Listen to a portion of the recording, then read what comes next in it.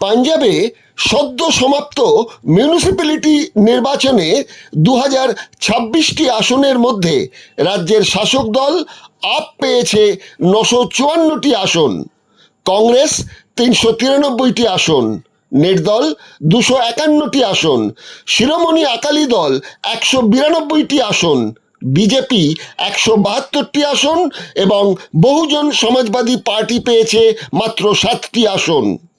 হিসেব বলছে বিজেপি পাঞ্জাবের এই সদ্য সমাপ্ত নির্বাচনে চতুর্থ স্থানে পৌঁছেছে।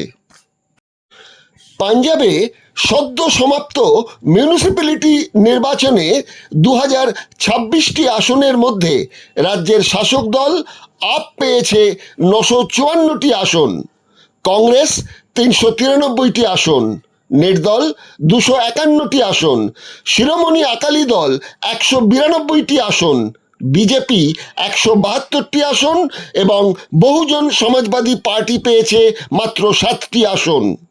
হিসেব বলছে বিজেপি পাঞ্জাবের এই সদ্য সমাপ্ত নির্বাচনে চতুর্থ স্থানে পৌঁছেছে।